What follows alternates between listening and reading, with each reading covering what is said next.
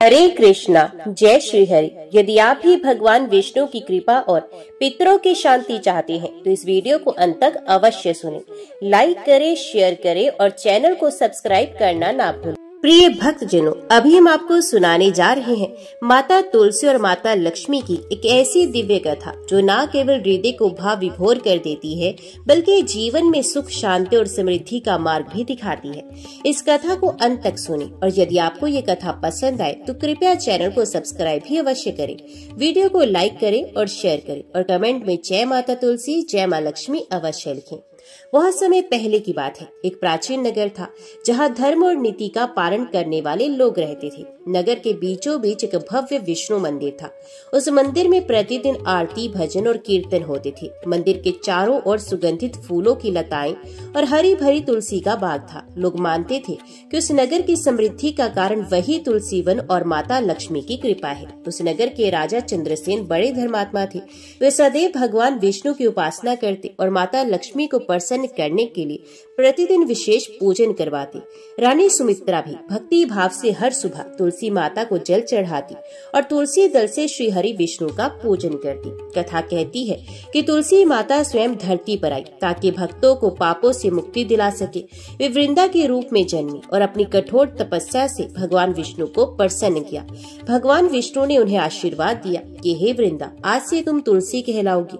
मेरे पूजन में तुम्हारे पत्ते अनिवार्य होंगे। तुम्हारे बिना कोई भी पूजा पूर्ण नहीं होगी।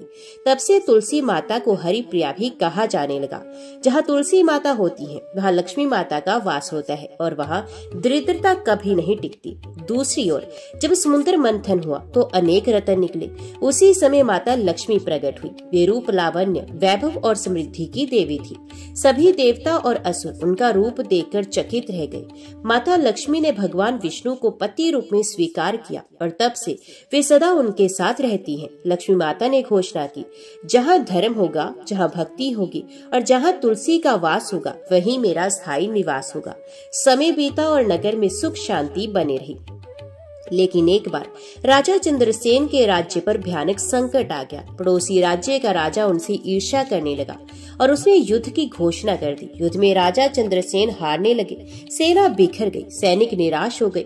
रानी सुमित्रा चिंतित थी कि कहीं उनके राज्य की समृद्धि नष्ट न हो जाए। रानी ने तुलसी माता के चरणों में जाकर प्रार्थना की कि हे तुलसी माता, हे हरि प्रिया, यदि आज आप हमारी रक्षा नहीं करेंगे तो हमारा वंश और हमारी भक्ति दोनों संकट में पड़ जाएंगे। उसी रात रानी को स्वप्न में माता लक्ष्मी और माता तुलसी का संयुक्त दर्शन हुआ।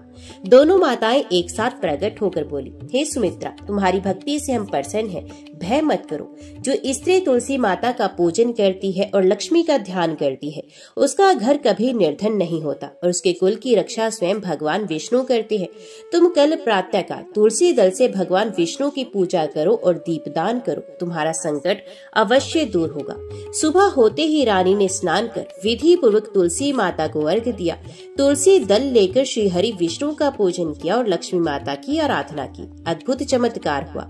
राजा की सेना में नई शक्ति जागी। युद्ध भूमि में दुश्मन भयभीत होकर पीछे हट गए। राजा चंद्रसेन विजयी हुए। राजा ने समझ लिया कि यह विजय उनके बल से नहीं बल्कि माता तुलसी और माता लक्ष्मी की कृपा से संभव हुई है। युद्ध में विजय के बाद राजा चंद्रसेन का राज्य पहले से भी अधिक समृद्ध हो गया। प्रजा सुखी थी, खेत खलिहान लहलहा रहे थे और हर घर में भगवान विष्णु का नाम गूंजता था। मंदिरों में तुलसी दल से पूजा होती और दीप मालाएं जलती। लेकिन जहाँ सुख समृद्धि होती है वहाँ ईर्ष्या भी जन्म लेती है। पड़ोसी राज्य का पराजित राजा चुप नहीं बैठा। उसने सोचा, जब तक इस राज्य से तुलसी का बाग और लक्ष्मी की कृपा नहीं हटेगी तब तक मैं चंद्रसेन को परास्त नहीं कर सकता। उसने षड्यंत्र रचा। कुछ दुष्टों को भेजकर तुलसी के बाग को नष्ट करने का प्रयास किया। एक रात जब नगर के लोग सो रहे थे वे दुष्ट तुलसी बाग में पहुंचे और पौधों को उखाड़ने लगे। अचानक तेज आंधी चली, बिजली चमकी और आकाश से आवाज आई, अरे मूर्खो, ये तुलसी माता का बाग है, इसे छूने का साहस किया तो भस्म हो जाओगे। वहाँ उपस्थित सभी दुष्ट भयभीत होकर भाग खड़े हुए, कुछ वहीं गिर पड़े और बेहोश हो गए। सुबह जब राजा चंद्रसेन और रानी सुमित्रा को ये समाचार मिला तो वे तुलसी माता के सामने नतमस्तक हो गए और कहा, माता, आपके होते हुए हमारा कोई शत्रु हमें हानि नहीं पहुंचा सकता। समय बीता और एक दिन नगर में अकाल की स्थिति उत्पन्न हो गई। वर्षा नहीं हुई, अनाज सूखने लगा, प्रजा परेशान हो गई। लोग सोचने लगे कि शायद लक्ष्मी माता ने नाराज होकर अपनी कृपा लौटा ली है।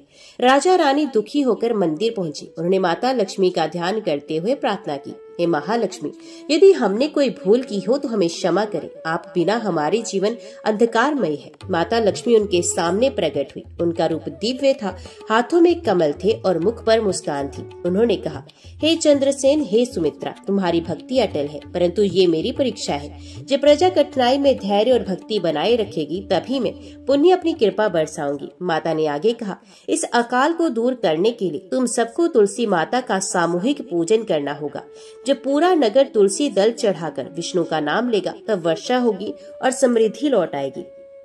राजा ने आदेश दिया कि पूरे नगरवासी एकत्रित होकर तुलसी माता का महायज्ञ करें। दिन निश्चित हुआ। नगर के सभी लोग, छोटे बड़े, स्त्री पुरुष, बच्चे बुजुर्ग, सब तुलसी बाग में आए। वहाँ भव्य मंडप बनाया गया। वेद मंत्रों की गूंज हुई। तुलसी माता को दूध, जल, फूल और सिंदूर अर्पित किया गया। भगवान विष्णु की मूर्ति के चरणों में तुलसी दल चढ़ाए गए। जब सामूहिक रूप से हरि विष्णु जय तुलसी माता, जय लक्ष्मी माता का उद्घोष हुआ तभी आकाश में काले बादल घेर आए। कुछ ही पलों में मूसलाधार वर्षा शुरू हुई। सूखी धरती हरी हो गई। खेतों में अंकुर फूटने लगे और लोगों के चेहरे खिल उठे। वर्षा होते ही माता लक्ष्मी और तुलसी माता दोनों दिव्य रूप में प्रकट हुई। उनके तेज से पूरा मंडप आलोकित हो गया। माता तुलसी बोली, हे भक्तों, जो स्त्री पुरुष श्रद्धा से मेरा पूजन करते हैं और भगवान विष्णु का ध्यान करते हैं, उनके घर में दरिद्रता कभी नहीं आती। माता लक्ष्मी ने कहा, और जहाँ तुलसी का वास होता है वहाँ मैं स्वयं निवास करती हूँ। इस नगर में अब सदैव सुख समृद्धि बनी रहेगी। राजा, रानी और सभी प्रजाजन ने मिलकर दोनों माताओं को प्रणाम किया और धन्यवाद दिया। तुलसी महायज्ञ के बाद नगर में फिर से सुख शांति लौट आई। खेतों में फसल लहलहाने लगी। लोग प्रसन्नचित होकर तुलसी माता और लक्ष्मी माता का गुणगान करने लगे। राजा चंद्रसेन और रानी सुमित्रा हर दिन और अधिक भक्ति भाव से पूजन करने लगे। लेकिन ईश्वर और देवी देवता अपने भक्तों की परीक्षा लेते रहते हैं ताकि उनकी भक्ति और दृढ़ हो सके। एक दिन नगर में एक नई घटना घटी। एक वृद्ध ब्राह्मण नगर में आया। उसके वस्त्र फटे पुराने थे, आंखों में चमक थी और मुख पर गहन गंभीरता। वे राजा के दरबार पहुंचा और बोला, हे राजन, तुम बड़े धर्मात्मा कहलाते हो। कहते हैं तुम्हारे राज्य में कोई दुखी नहीं, लेकिन मैं भूखा प्यासा घूम रहा हूँ और मुझे कोई अन्न जल नहीं दे रहा। यदि तुम सचमुच धर्मात्मा हो तो मेरी भूख मिटाओ। राजा ने तुरंत आदेश दिया कि ब्राह्मण को भोजन कराया जाए। लेकिन जब भोजन परोसा गया तो ब्राह्मण ने गुस्से से थाली उलट दी और बोला, ये भोजन मुझे स्वीकार नहीं, इसमें तुलसी दल नहीं, विष्णु अर्पण किए बिना ये अन्न व्यर्थ है। राजा चौंक गए। उन्होंने तुरंत तुलसी दल मंगवाया और भगवान विष्णु को अर्पित कर ब्राह्मण को भोजन दिया। तभी ब्राह्मण संतुष्ट हुआ और प्रसन्न होकर बोला, राजन, याद रखना, तुलसी के बिना लक्ष्मी की कृपा स्थिर नहीं रहती। ये नगर तभी तक समृद्ध रहेगा जब तक तुलसी और लक्ष्मी की संयुक्त आराधना होती रहेगी। ये कहकर ब्राह्मण अदृश्य हो गया। दरबार में सब स्तब्ध रह गए। कुछ समय के बाद रानी सुमित्रा के मन में एक शंका उठी। वे सोचने लगी, क्या सचमुच हमारी समृद्धि का कारण केवल तुलसी माता और लक्ष्मी माता की कृपा है या ये हमारे परिश्रम और राजा की नीतियों से है? उनकी ये शंका धीरे धीरे बढ़ने लगी। एक दिन उन्होंने तुलसी पूजा का क्रम रोक दिया और सोचा, देखते हैं यदि हम पूजा भी ना करें तो क्या होता है। उस दिन तुलसी पर जल नहीं चढ़ा, दीपक नहीं जला और लक्ष्मी पूजन भी नहीं हुआ। रानी की इस भूल का परिणाम तुरंत दिखाई देने लगा। उसी रात महल में अंधकार छा गया।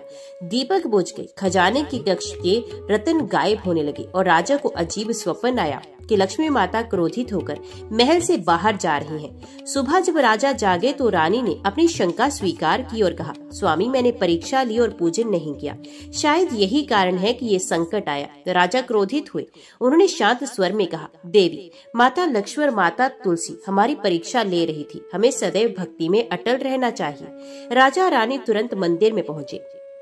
दोनों ने मिलकर तुलसी माता को जल चढ़ाया, लक्ष्मी माता का पूजन किया और पूरे हृदय से क्षमा मांगी। कुछ ही क्षणों में मंदिर आलोकित हो गया। माता लक्ष्मी और माता तुलसी प्रकट हुई। तुलसी माता ने कहा, हे सुमित्रा, भक्ति में शंका आना स्वाभाविक है, परंतु जो भक्त परीक्षा में खरे उतरते हैं वही सच्चे भक्त कहलाते हैं। लक्ष्मी माता ने कहा, जहाँ मेरा और तुलसी का संयुक्त पूजन होता है वहाँ ना कभी दरिद्रता आती है, ना कोई संकट टिकता है। तुम्हारी परीक्षा पूरी हुई, अब तुम्हारे राज्य में फिर से समृद्धि लौटेगी। राजा रानी ने कृतज्ञ होकर प्रणाम किया। जय माता तुलसी, जय श्री हरि, जय माँ लक्ष्मी। हरे कृष्णा, जय श्री हरि। यदि आप भी भगवान विष्णु की कृपा और पितरों की शांति चाहते हैं तो इस वीडियो को अंत तक अवश्य सुनें। लाइक करें, शेयर करें और चैनल को सब्सक्राइब करना ना भूलें। अश्विन मास महात्म्य के 12वें अध्याय में इंद्रा एकादशी व्रत के पारण की महिमा बताई गई है। पौराणिक कथा के अनुसार एक समय राजा युधिष्ठिर ने श्री कृष्ण से पूछा कि हे माधव, इंद्रा एकादशी के व्रत का पारण कैसे करना चाहिए और इसका क्या फल मिलता है। भगवान श्री कृष्ण ने उत्तर दिया कि हे धर्मराज, जो भक्त इंद्रा एकादशी का उपवास करते हैं उन्हें द्वादशी के दिन सूर्य उदय के बाद स्नान कर भगवान विष्णु का पूजन करके व्रत का पारण करना चाहिए। सात्विक भोजन से पारण करने पर न केवल व्रती का मन और शरीर पवित्र होता है, बल्कि उसके समस्त पाप नष्ट होकर वे विष्णु धाम को प्राप्त करता है। कथा में वर्णन है कि जो व्रती द्वादशी तिथि में तुलसी दल, दूध और फलाहार से पारण करता है उसे इंद्र लोक के समान दिव्य लोक की प्राप्ति होती है। वे पितरों को तृप्त करता है और कुल का उद्धार करता है। इसी कारण इस एकादशी को इंद्रा एकादशी कहा गया है। एकादशी व्रत पारण में द्वादशी की कथा सुनने से एकादशी व्रत का पुण्य कई गुना बढ़ जाता है। भगवान विष्णु की अनन्य कृपा प्राप्त होती है। पापों का नाश होकर जन्म जन्मांतर के बंधन कट जाते हैं। पितरों को शांति और तृप्ति मिलती है। जीवन में धर्म, अर्थ, काम और मोक्ष चारों पुरुषार्थ की प्राप्ति होती है। तुलसी माता की कथा सुनने से तुलसी भगवान विष्णु की प्रिया और पवित्रता का स्वरूप है। कथा श्रवण करने से घर परिवार में मंगल और शुद्धता आती है। रोग, शोक, दोष और बाधाएं दूर होती हैं। व्रत का फल 2 गुना होकर व्रती उसके परिवार को सुख समृद्धि देता है। तुलसी माता की कथा सुनने से संतान सुख और परिवार में दीर्घायु का आशीर्वाद मिलता है। इसी तरह लक्ष्मी माता की कथा सुनने से दरिद्रता और दुर्भाग्य का नाश होता है। घर परिवार में धन, वैभव और अन्न की वृद्धि होती है। लक्ष्मी माता की कृपा से कारोबार, खेती और रोजगार में उन्नति होती है। दाम्पत्य जीवन में प्रेम और स्थिरता आती है। व्रतधारी का जीवन समृद्ध और मंगलमय बन जाता है। एकादशी के पारण के दिन द्वादशी कथा, तुलसी माता की कथा और लक्ष्मी माता की कथा को सुनना व्रत को पूर्ण करता है। ऐसा करने वाले व्रती न केवल स्वयं के लिए पुण्य अर्जित करता है, बल्कि पितरों की तृप्ति, घर परिवार में सुख समृद्धि और अंततः विष्णु धाम की प्राप्ति का अधिकारी बनता है। धार्मिक ग्रंथों में वर्णन है कि एकादशी का व्रत करने वाले को तभी संपूर्ण फल मिलता है जब वे द्वादशी के दिन पारण करता है और कथा श्रवण करता है। यदि कोई केवल उपवास करे और पारण ना करे तो उसका व्रत अधूरा रह जाता है। इसलिए द्वादशी की महिमा एकादशी के समान ही महत्वपूर्ण है। भगवान विष्णु स्वयं कहते हैं कि हे भक्त, एकादशी व्रत के बाद द्वादशी का पारण करने वाला ही मेरा सच्चा प्रिय होता है। पुराने समय में अयोध्या में एक धर्मपरायण राजा रहते थे, राजा हरिश्चंद्र। वे सत्य के लिए प्रसिद्ध थे, लेकिन जीवन में एक समय ऐसा आया जब उन्होंने भीषण दुख झेला। राजा ने अनेक एकादशी व्रत किए, लेकिन द्वादशी पारण की महिमा को नहीं समझ पाए। वे केवल उपवास करके बिना कथा सुने ही दिन समाप्त कर देते थे। धीरे धीरे उनके राज्य में दुर्भिक्ष आया, प्रजा दुखी हो गई, परिवार में कलह बढ़ गया और स्वयं राजा रोगों से घिर गए। निराश होकर राजा तप करने के लिए जंगल में चले गए। वहां उन्होंने एक महात्मा को देखा। महात्मा ने कहा कि राजन, तुमने अनेक एकादशी की, लेकिन द्वादशी कथा और पारण का महत्व नहीं समझा। यही कारण है कि तुम्हें पूर्ण फल की प्राप्ति नहीं हुई। यदि तुम द्वादशी की कथा श्रद्धा से सुनोगे और पारण करोगे तो समस्त कष्ट दूर हो जाएंगे। महात्मा ने राजा को ये कथा सुनाई कि बहुत समय पहले सतयुग में सुधर्मा नामक ब्राह्मण रहता था। वे अत्यंत निर्धन था, परिवार भूख से तड़पता था। एक दिन एक संत उसके घर आए। संत ने कहा कि वत्स, यदि तुम जीवन को सुख में बनाना चाहते हो एकादशी का व्रत करो और द्वादशी के दिन पारण की कथा सुनो।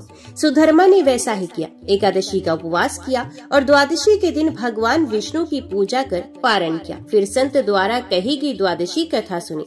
कुछ ही समय में उसके घर में अन्न धन की वर्षा होने लगी। उसके परिवार से रोग शोक दूर हो गए और वे विष्णु लोक को प्राप्त हुआ। ये कथा सुनकर राजा हरिश्चंद्र की आंखों में आंसू आ गए। उन्होंने अगली एकादशी का व्रत किया और द्वादशी के दिन विधि विधान से पारण कर कथा सुनी। चमत्कार हुआ, उनका रोग मिट गया, राज्य में समृद्धि लौट आई और प्रजा सुखी हो गई। भगवान विष्णु स्वयं प्रकट होकर बोले, राजन, जो भक्त द्वादशी की कथा सुनता है उसके सभी पाप नष्ट होते हैं, उसका व्रत पूर्ण होता है और अंततः वे मोक्ष को प्राप्त करता है।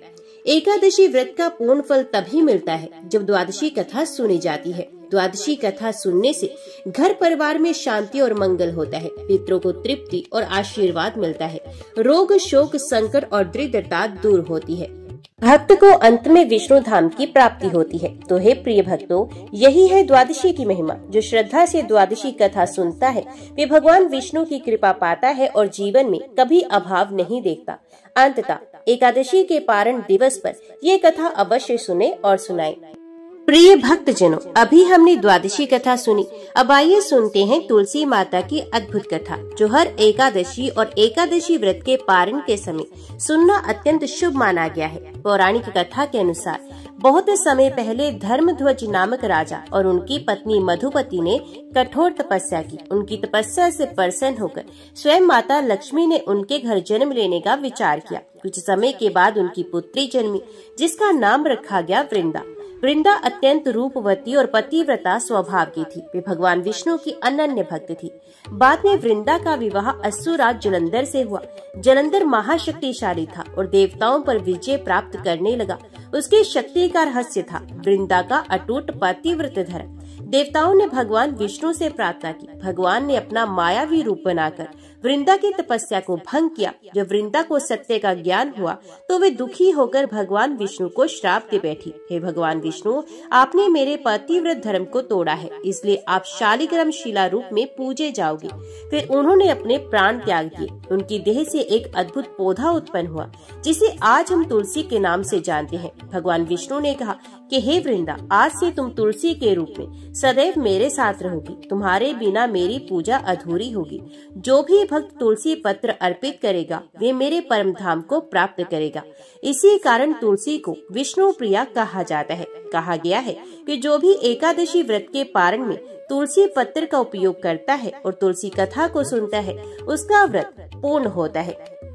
एक बार एक निर्धन ब्राह्मण दंपत्ति ने एकादशी का व्रत किया। उन्होंने उपवास तो किया, लेकिन पारण के समय तुलसी माता की कथा नहीं सुनी। कुछ दिनों के बाद उनके जीवन में संकट आने लगे। घर में कलह, धन की कमी और रोग फैलने लगे।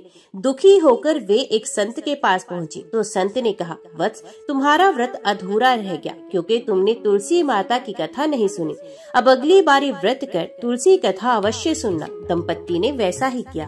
उन्होंने तुलसी माता की कथा सुनी और व्रत पारण में तुलसी पत्र भगवान विष्णु को अर्पित किए। चमत्कार हुआ, उनके घर में सुख शांति लौट आई, दरिद्रता दूर हो गई और संतान सुख की प्राप्ति हुई। तुलसी माता की कथा सुनने से व्रत का संपूर्ण फल प्राप्त होता है। परिवार में सुख शांति और संतोष बढ़ता है। संतान सुख और दीर्घायु का आशीर्वाद मिलता है। दरिद्रता और रोग शोक दूर होते हैं।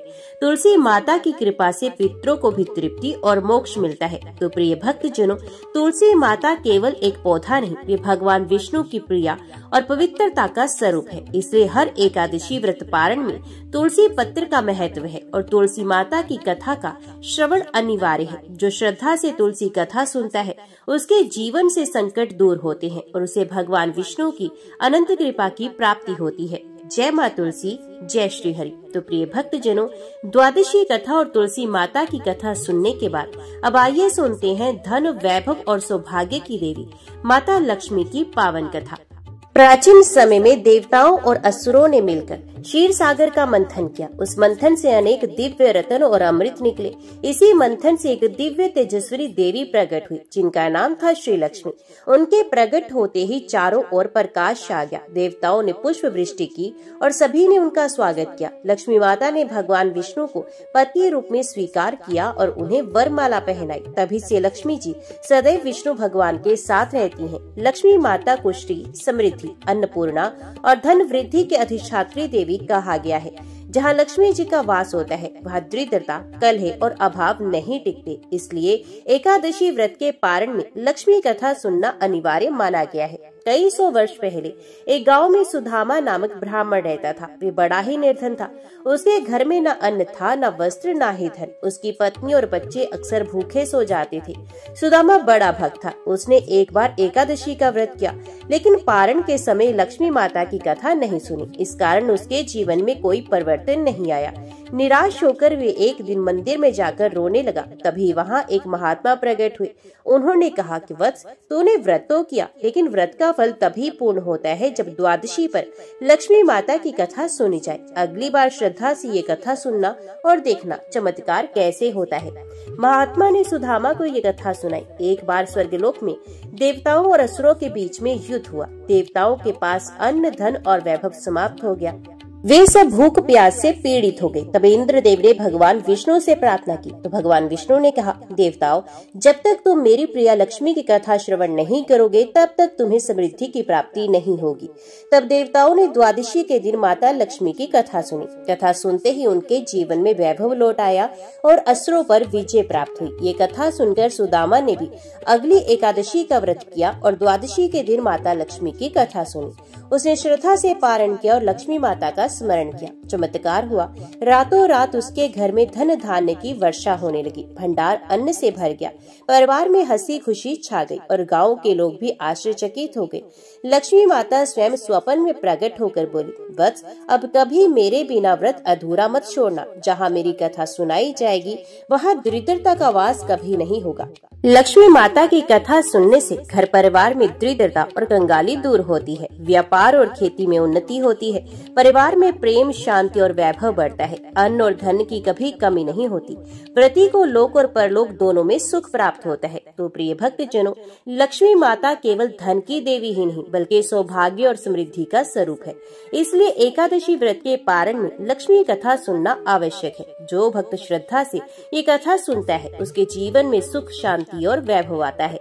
अतः हर भक्त को द्वादशी कथा, तुलसी कथा और लक्ष्मी कथा अवश्य सुननी चाहिए। जय श्री हरि। इस कथा में हम आपको सुनाएंगे दो बहनों की एकादशी की कहानी। एक बहन ने श्रद्धा से वर्ष की सभी 24 एकादशियों का व्रत किया और उसे मिला भगवान विष्णु का अद्भुत आशीर्वाद, जबकि दूसरी बहन ने इन व्रतों को महत्वहीन समझा और उसका जीवन दुख और संकटों से भर गया। ये कथा हमें सिखाती है कि एकादशी व्रत केवल उपवास नहीं बल्कि पितृ उद्धार, पापों का नाश और विष्णु कृपा का द्वार है। तो आइए भक्तों, सुनते हैं दो बहनों की 24 एकादशी की व्रत कथा। जय श्री हरि। सूरज की हल्की हल्की किरणें हरे भरे खेतों के ऊपर सुनहरी चादर बिछा रही थी। गांव की गलियों में गोबर और मिट्टी की सौंधी सी खुशबू फैली हुई थी। आंगनों में औरतें लिपाई पोताई कर रही थी। बुजुर्ग तुलसी चौरा पर दीपक जलाकर भगवान विष्णु के भजन गा रहे थे। इस गांव का नाम था विष्णुपुर। नाम से ही लगता था कि ये गांव भगवान विष्णु की विशेष कृपा से धनी है। यहाँ के लोग हर एकादशी को बड़ी श्रद्धा से व्रत रखते थे। गांव के बुजुर्ग कहते थे कि जो एकादशी व्रत करता है उसके पाप नष्ट होते हैं, मन को शांति मिलती है और जीवन में सुख समृद्धि आती है। गांव के बीचों बीच एक पुराना लेकिन बहुत ही सुंदर विष्णु मंदिर था। मंदिर की दीवारों पर रामायण और महाभारत के दृश्य उकेरे गए थे। मंदिर के पुजारी रामदास सभी को एकादशी की महिमा सुनाते और कहते, बेटा, एकादशी भगवान विष्णु की तिथि है। इस दिन व्रत, भजन और सेवा से मनुष्य के जीवन का कल्याण हो जाता है। इसी गांव में रहती थी दो सगी बहनें। बड़ी का नाम था सुमंगला और छोटी का कुमुदनी। दोनों की उम्र में 5 साल का अंतर था, लेकिन स्वभाव में जमीन आसमान का फर्क था। सुमंगला शांत, सहनशील और भक्ति में लीन रहती, जबकि कुमुदनी चंचल, बातूनी और रंगीन सपनों में खोई रहती। गांव के लोग अक्सर कहते, सुमंगला तो जैसे देवी लक्ष्मी की प्रतिमा है, लेकिन कुमुदनी को अभी संसार के रंग ढंग भा रहे हैं। उस दिन एकादशी थी। गांव में ढोल नगाड़ों की आवाज गूंज रही थी, महिलाएं गीत गा रही थी, बच्चे फूल चुनकर मंदिर सजा रहे थे। सुमंगला ने सुबह से ही उपवास कर लिया था और पूजा की तैयारी में लगी थी, लेकिन कुमुदनी अभी भी आंगन में दर्पण देख देख कर अपनी चोटी में फूल लगा रही थी। सुमंगला ने धीरे से कहा, बहना, आज एकादशी है, चलो व्रत कर ले, भगवान विष्णु प्रसन्न होंगे। कुमुदनी ने हंसते हुए कहा, दीदी, ये व्रत उपवास बुजुर्गों के लिए अच्छे हैं, मेरी तो अभी उम्र ही क्या है, मुझे तो मेले में जाना है, नाच गाना देखना है। सुमंगला ने गंभीर स्वर में उत्तर दिया, उम्र भक्ति में रुकावट नहीं बनती बहना। एकादशी के व्रत से मन को स्थिरता और आत्मा को शुद्धि मिलती है। लेकिन कुमुदनी ने अनसुना कर दिया और मेले की ओर चल पड़ी। सुमंगला मन ही मन भगवान से प्रार्थना करती रही, हे नारायण, मेरी बहन को भी एक दिन आपकी भक्ति का महत्व समझ में आ जाए। इसी तरह गांव की इस एकादशी की सुबह दो बहनों के जीवन में दो अलग अलग राहें खोलने वाली थी। एक राह भक्ति की ओर और दूसरी मोहमाया की ओर। भगवान विष्णु की योजना शायद कुछ और ही थी, क्योंकि इसी दिन से एक ऐसी कथा की शुरुआत होने वाली थी जो पूरे गांव में पीढ़ी दर पीढ़ी सुनाई जाएगी।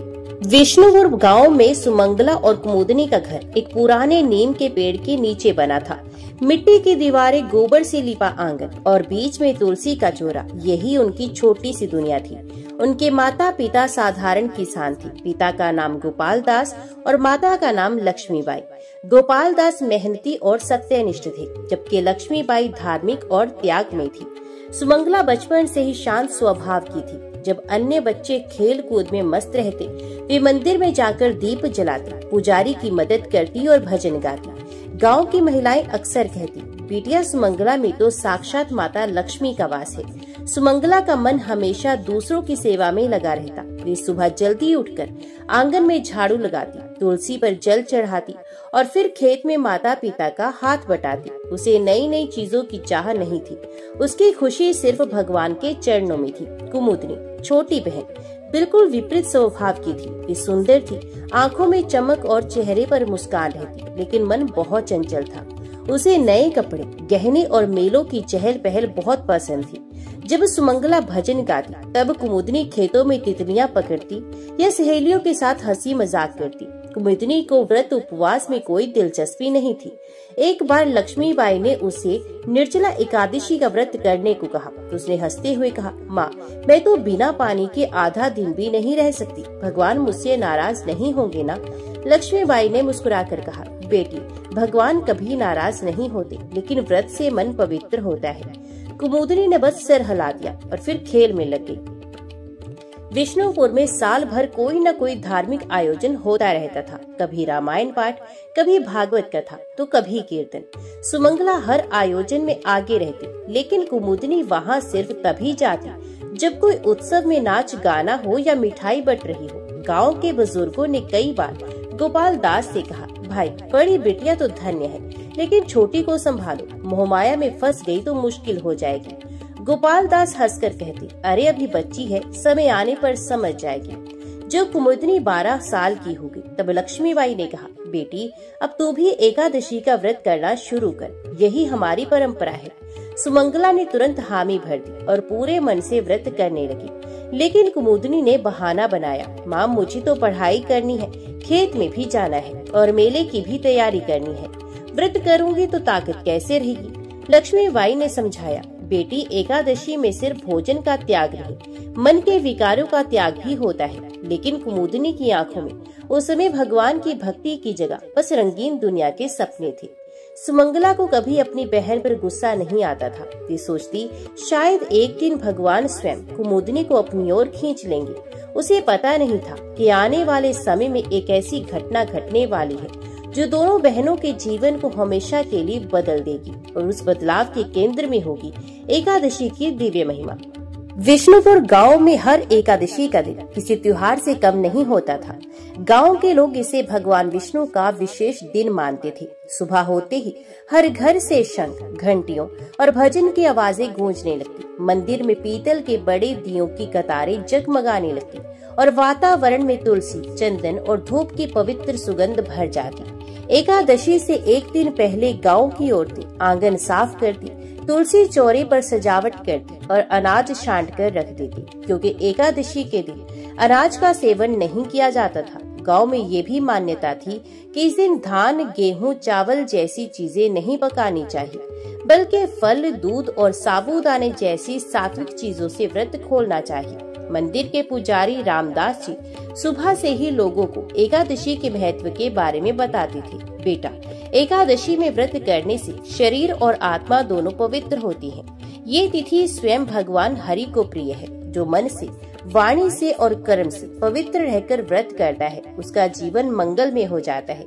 सुमंगला ने सुबह ब्रह्म मुहूर्त में उठकर स्नान किया। उसने पीले रंग की साड़ी पहनी, माथे पर चंदन का तिलक लगाया और हाथ में तुलसी की माला ली। माँ लक्ष्मी बाई ने उसकी थाली में भगवान विष्णु के पूजन के लिए फूल, तुलसी पत्र, धूप, दीप और शंख रख दिया। सुमंगला पूरे मन से संकल्प लेकर बोली, हे नारायण, आज मैं आपके चरणों में अपना मन, वाणी और कर्म अर्पित करती हूँ। मेरा ये व्रत आप स्वीकार करें।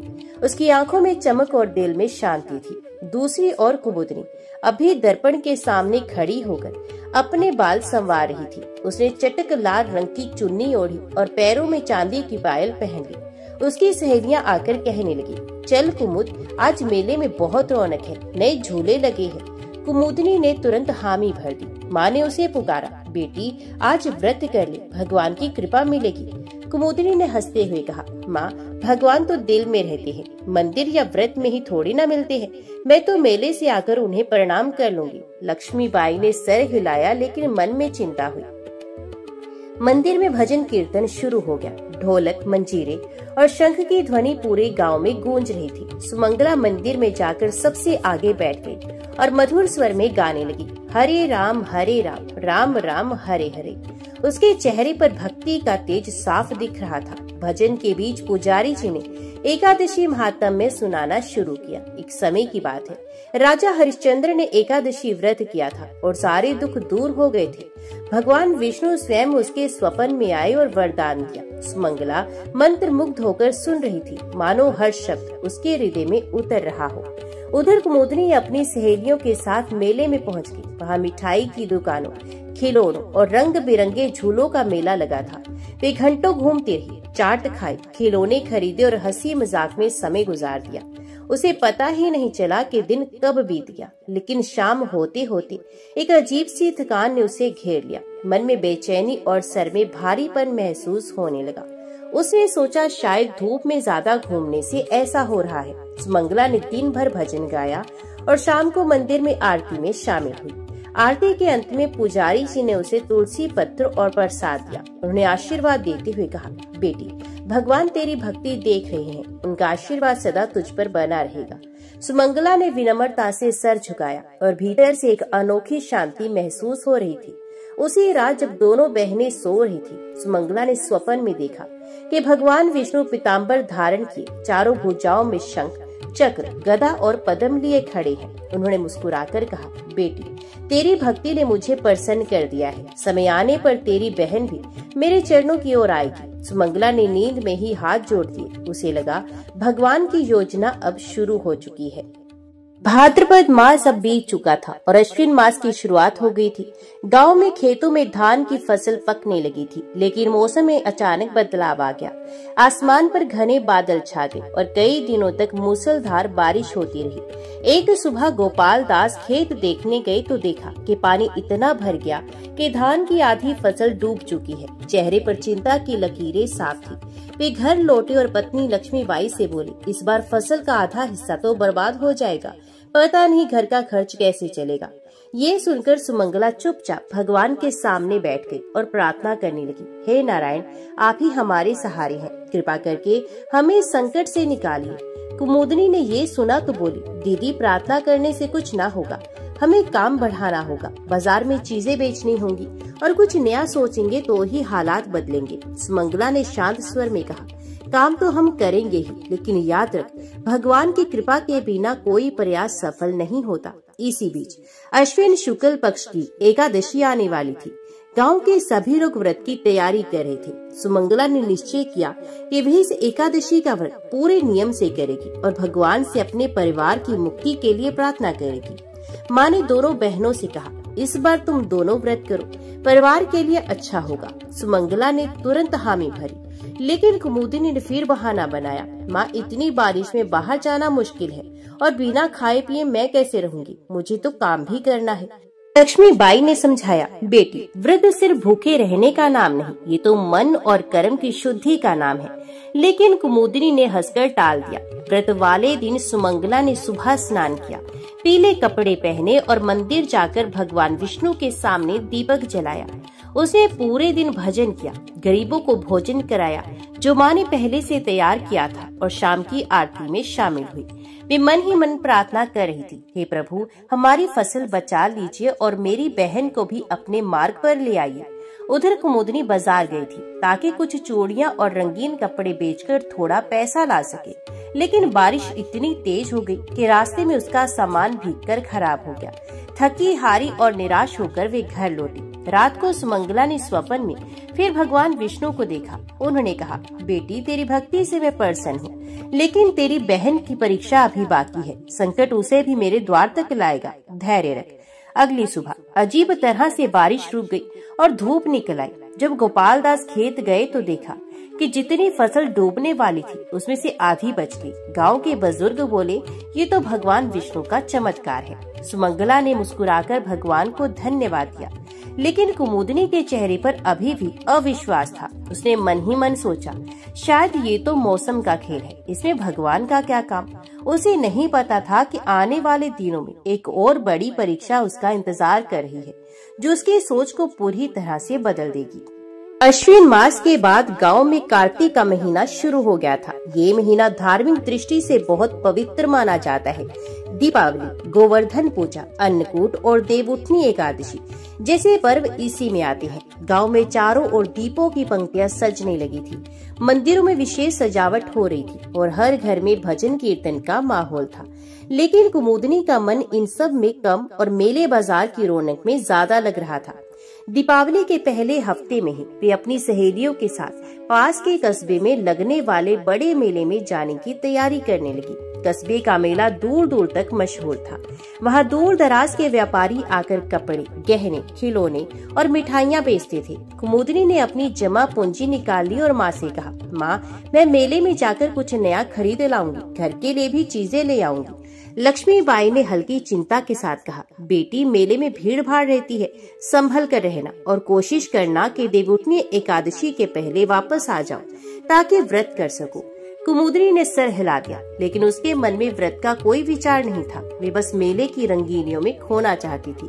मेले के दिन कुमुदिनी और उसकी सहेलियां सुबह सुबह निकल गई, लेकिन आधे रास्ते में ही अचानक तेज आंधी और धूल का तूफान उठकर खड़ा हुआ। लोग इधर उधर भागने लगे, पेड़ की टहनियां टूटकर गिरने लगी। कुमुदिनी और उसकी सहेलियां किसी तरह पास के एक ढाबे में जाकर छिप गई। तूफान थमने के बाद वे फिर मेले की ओर बढ़ी, लेकिन देर हो चुकी थी। कई दुकानें बंद हो गई थी और जो खुली थी उनमें भीड़ इतनी थी कि धक्का मुक्की हो रही थी। भीड़ में कुमुदिनी की नजर एक सुनहरे हार पर पड़ी जो एक व्यापारी बेच रहा था। हार चमचमा रहा था और व्यापारी कह रहा था, ये असली सोने का है, लेकिन मैं इसे आधी कीमत में दे रहा हूँ। कुमुदिनी ने बिना सोचे समझे अपनी सारी जमा पूंजी उसे दे दी और हार ले लिया। उसे लगा कि उसने बहुत अच्छा सौदा किया है, लेकिन जब वे घर पहुंची और माँ को हार दिखाया तो लक्ष्मीबाई ने ध्यान से देखकर कहा, बेटी ये सोना नहीं पीतल है, तुझे धोखा दे दिया गया। कुमुदिनी का चेहरा उतर गया। वे गुस्से और शर्म से भर गई, लेकिन मन में सोचा, ठीक है, अगली बार समझदारी से खरीदारी करूंगी। इस सब चक्कर में कुमुदिनी देवउठनी एकादशी का व्रत भूल ही गई। सुमंगला ने उसे समझाने की कोशिश की, बहन एकादशी का व्रत करने से भगवान विष्णु का आशीर्वाद मिलता है, ये दिन बहुत विशेष है। लेकिन कुमुदिनी ने थके हुए स्वर में कहा, दीदी अभी मेरा मन अच्छा नहीं, अगली बार करूंगी। उस रात कुमुदिनी ने एक अजीब सपना देखा। उसने देखा वह एक सुनहरे महल की ओर जा रही है, लेकिन जैसे वे दरवाजे पर पहुंची, एक विशालकाय द्वारपाल उसका रास्ता रोक देता है और कहता है, तुम्हें अंदर जाने की अनुमति नहीं है क्योंकि तुम्हारे पास भक्ति का दीपक नहीं। कुमुदनी डरकर पीछे हट गई और नींद खुल गई। उसका दिल जोर जोर से धड़क रहा था, लेकिन उसने इसे बस एक बुरा सपना मानकर टाल दिया। उसे अंदाजा भी नहीं था ये भगवान का पहला स्पष्ट संकेत था, और अगर वे अब भी नहीं संभली तो अगली परीक्षा और कठिन होने वाली थी। कार्तिक मास की ठंडी सुबह थी। गांव में कोहरे की चादर बिछी हुई थी और मंदिर के घंटे की मधुर ध्वनि दूर दूर तक गूंज रही थी। सुमंगला ने अपनी दिनचर्या के अनुसार स्नान कर पीले वस्त्र पहनकर तुलसी चौरे पर दीपक जलाया। उसके चेहरे पर भक्ति का तेज साफ झलक रहा था। कुमुदनी अभी भी बिस्तर पर थी। वे पिछले कई दिनों से उदास थी। मेले में हुआ धोखा, एकादशी का छूटना और बार बार आने वाले अजीब सपने उसे भीतर ही भीतर विचलित कर रहे थे। उसे रात सुमंगला ने स्वप्न में एक सुंदर दृश्य देखा। नीले आकाश के बीच श्वेत कमल पर भगवान विष्णु विराजमान थे। उनके हाथों में शंख, चक्र, गदा और पद्म थे और उनके चारों ओर दिव्य प्रकाश फैला हुआ था। भगवान ने कहा, बेटी, भक्ति में धैर्य रखो। तुम्हारे घर पर मेरी कृपा बनी है, लेकिन तुम्हारी बहन के मोह को तोड़ने के लिए समय और परीक्षा दोनों आवश्यक है। तुम उसकी रक्षा करती रहना, जैसे दीपक अंधेरे में प्रकाश देता है। स्वप्न में जाकर सुमंगला ने मन ही मन प्रणाम किया और ये संकेत किसी को नहीं बताया। देव उठनी एकादशी के कुछ ही दिनों के बाद एक सुबह गांव के लोग चकित रह गए। मंदिर के आंगन से इतनी अद्भुत चंदन और केसर की सुगंध आ रही थी कि पूरा गांव उस महक में डूब गया। पुजारी रामदास जी ने कहा, ये कोई साधारण सुगंध नहीं, ये तो भगवान विष्णु की उपस्थिति का संकेत है। लोग मंदिर में दर्शन करने पहुंचे तो देखा कि भगवान की मूर्ति के चरणों में एकदम ताजा कमल का फूल रखा था, जबकि मंदिर बंद था और किसी ने अंदर प्रवेश नहीं किया था। सुमंगला ने मन ही मन महसूस किया, ये भगवान का एक और संदेश है, लेकिन कुमुदनी ने इसे संयोग मानकर टाल दिया। एक शाम जब कुमुदनी नदी किनारे कपड़े धो रही थी, अचानक उसका पांव फिसला और वे गहरे पानी में गिर गई। लहरों का तेज बहाव उसे बहा ले जाने वाला था। उसे लगा कि अब वे नहीं बच पाएगी, लेकिन तभी उसे महसूस हुआ कि किसी ने उसका हाथ मजबूती से थाम लिया। जब वे होश में आई तो देखा कि किनारे पर अकेली बैठी है। चारों ओर कोई इंसान नहीं था, लेकिन उसकी कलाई पर हल्की सी तुलसी की पत्ती चिपकी हुई थी। वे घबराकर घर लौटी और सुमंगला को सब बताया। सुमंगला ने धीरे से कहा, बहन, ये भगवान विष्णु की कृपा थी, उन्होंने तुम्हें बचाया है। कुमुदनी ने कुछ जवाब नहीं दिया, लेकिन पहली बार उसके मन में ये विचार आया कि शायद दीदी सच कहती है। फिर भी उसका मोह पूरी तरह टूटा नहीं था। सर्दियों की ठंडी हवा में गांव की गलियां सुनसान हो चली थी। सुबह सुबह लोग अपने अपने खेतों की ओर निकल जाते और शाम को चूल्हों से उठती लकड़ी की महक पूरे गांव में फैल जाती। ऐसे दिनों में सुमंगला एकादशी के व्रत और भगवान विष्णु के नाम का जप करती थी। उसका मन शांति से भरा था, लेकिन कुमुदनी के भीतर बेचैनी थी। भगवान के संकेत उसने महसूस तो किए थे, पर उसके मन के कोने में अभी भी चमक दमक और ऐश्वर्य की चाह बाकी थी। उसे लगता भक्ति से पेट नहीं भरता, कुछ बड़ा करने के लिए धन और साधन चाहिए। एक दिन गांव में एक दल आया, ढोल नगाड़े बजाते, ऊंची ऊंची आवाज में व्यापार का प्रचार करते हुए। वे लोग दूर शहर से आए थे और रंग बिरंगे कपड़े, नकली आभूषण और शीशे के काम वाली चूड़ियां बेच रहे थे। उनके स्टॉल पर भारी भीड़ थी। कुमुदनी भी भीड़ में शामिल हो गई। वे एक चमकदार मेला देखकर रुक गई। दुकानदार ने मुस्कुराते हुए कहा, ये माला पहनो तो सबकी नजर तुम पर ठहर जाएगी, सिर्फ 5 रुपए में ले लो। कुमुदनी को याद आया कि उसके पास इतने ही पैसे हैं जो सुमंगला ने उसे बचाकर रखने को कहा था, ताकि अगली एकादशी पर तुलसी और दीपक खरीदा जा सके। लेकिन उसके मन में लालच हावी हो गया। उसने बिना सोचे माला खरीद ली और घर लौट गई। सुमंगला ने माला देखी तो शांत स्वर में बोली, बहन, ये पैसे भगवान के लिए रखे थे, एकादशी पर इनसे दीप जलाना था। भगवान के नाम पर किया गया छोटा सा त्याग भी जीवन को बदल देता है। कुमुदनी ने हंसते हुए जवाब दिया, दीदी, भगवान को इन पैसों की क्या जरूरत, उनके पास तो सब कुछ है। मुझे भी कभी कभी अपने लिए कुछ चाहिए। सुमंगला ने और कुछ नहीं कहा, बस मन ही मन भगवान से प्रार्थना की, हे नारायण, मेरी बहन को सही मार्ग दिखाइए। दिन बीतते गए और कुमुदनी मंदिर जाने से कतराने लगी। उसके समय का बड़ा हिस्सा सहेलियों के साथ गपशप और बाजार घूमने में निकल जाता। वे भजन संकीर्तन में भी कम दिखने लगी। कभी कभी रात को उसे वही सपना आता, सुनहरे महल का द्वार और पहरेदार का वही वाक्य, तुम्हारे पास भक्ति का दीपक नहीं। लेकिन अब वे इन सपनों को अनदेखा करना सीख गई थी। माघ मास की एक रात गांव में चोरी हो गई। चोरों ने कई घरों से अनाज और गहने चुरा लिए। कुमुदनी के घर से तो कुछ खास नहीं गया, लेकिन उसकी खरीदी हुई चमकदार माला भी गायब हो गई। वे दुखी होकर बोली, दीदी सब मेहनत बेकार हो गई। सुमंगला ने धीरे से कहा, बहन जो चीज भगवान के आशीर्वाद के बिना आती है वे टिकती नहीं। भक्ति का दीप जलाना ही सच्ची संपत्ति है। कुमुदनी ने इस बार भी बात टाल दी, लेकिन उसके मन में हल्की सी चुभन रह गई। उसे पता नहीं था वे चुभन आगे चलकर उसके जीवन को बदलने वाली है। फाल्गुन मास की ठंडी सुबह थी। गांव में हल्की हल्की धूप फैल रही थी और मंदिर से शंखनाद की मधुर ध्वनि सुनाई दे रही थी। सुमंगला ने स्नान कर भगवान विष्णु के चरणों में पुष्प चढ़ाए और एकादशी का व्रत शुरू किया। उसके चेहरे पर भक्ति की आभा थी, मानो किसी ने भीतर दीप जला दिया हो। कुमुदनी वहीं आंगन में बैठी ऊँगती हुई दीदी को देख रही थी। कुछ दिनों पहले उसकी खरीदी हुई माला चोरी हो गई थी और उसके बाद उसके छोटे मोटे काम भी बिगड़ते जा रहे थे। फिर भी उसने इसे भगवान की इच्छा मानने के बजाय अपना दुर्भाग्य समझा। उसी समय गांव में एक अनोखी घटना हुई। पास के गांव के एक धनी व्यापारी की पत्नी, जो वर्षों से गंभीर बीमारी से पीड़ित थी, सुमंगला के घर आई। उसने कहा, बेटी मैंने सुना है तुम एकादशी का व्रत पूरे नियम से करती हो, मेरे लिए भगवान से प्रार्थना करो। सुमंगला ने श्रद्धा से तुलसी का पत्ता, गंगा जल और भगवान के नाम का जप कर उन्हें दिया। कुछ ही दिनों में वे महिला स्वस्थ हो गई। व्यापारी ने आभार स्वरूप सुमंगला को अनाज, वस्त्र और थोड़े से पैसे भेंट किए। ये देखकर गांव के लोग कहने लगे, भक्ति का फल भगवान स्वयं देते हैं और किसी रूप में देते हैं। उधर कुमुदनी ने एक सहेली के साथ मिलकर बाजार में छोटा सा काम शुरू किया, लेकिन जल्द ही उसका पैसा डूब गया। सहेली ने भी मुंह मोड़ लिया। घर लौटकर वे दीदी से बोली, लगता है मेरे भाग्य में सुख लिखा ही नहीं। सुमंगला ने शांत स्वर में कहा, भाग्य भगवान की देन है बहन, लेकिन अगर हम उनकी भक्ति से दूर हो जाएं, तो वे भी हमसे दूर चले जाते हैं। धीरे धीरे गांव के लोग भी कुमुदनी से दूरी बनाने लगे। कहते, जिसके मन में भक्ति नहीं उसका साथ कैसा।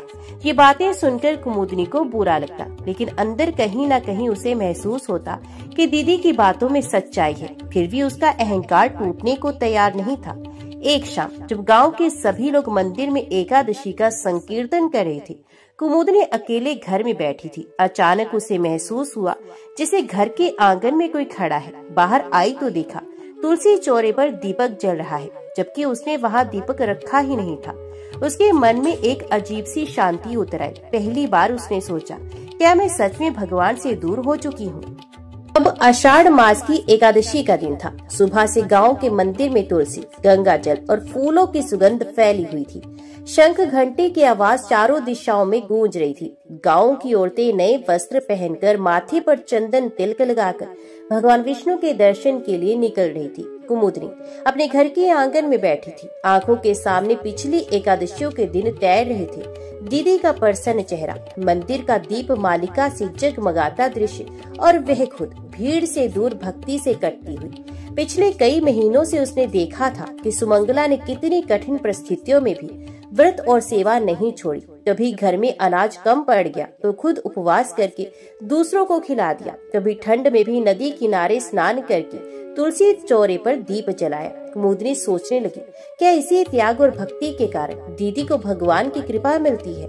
एक रात कुमुदनी ने स्वप्न में वही सुनहरा महल देखा, लेकिन इस बार द्वार पर खड़े पहरेदार ने कहा, तुम्हें प्रवेश का अवसर फिर दिया जा सकता है, अगर तुम अपने भीतर का दीपक फिर से जला लो। जागने पर उसका दिल धड़क रहा था, आंखों में आंसू थे।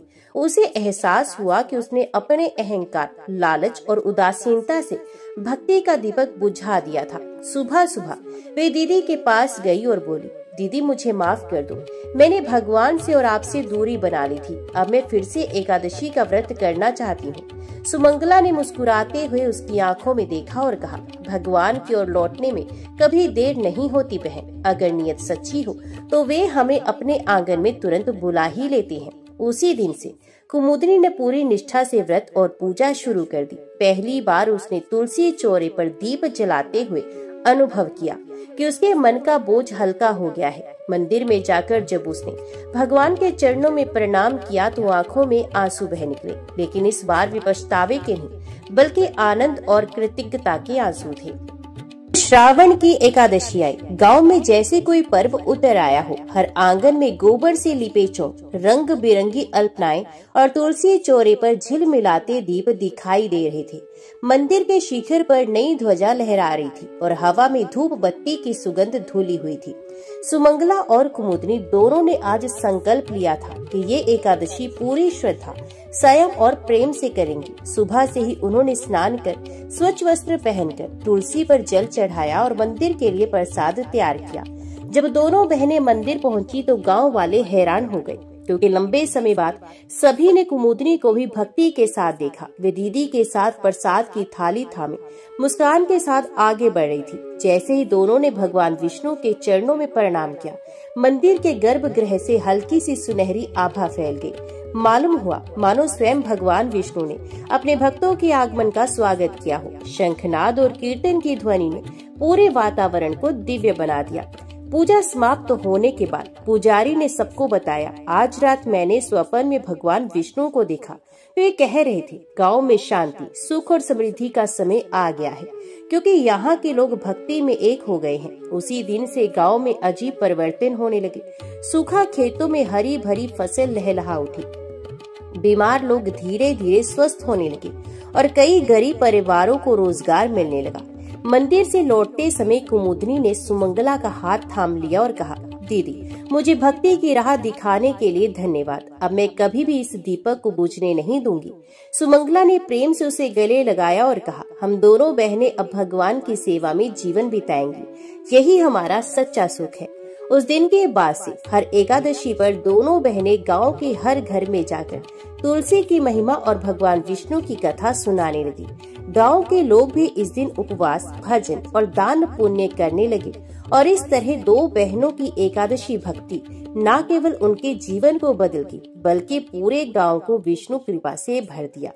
ओम नमो भगवते वासुदेवाय नमः।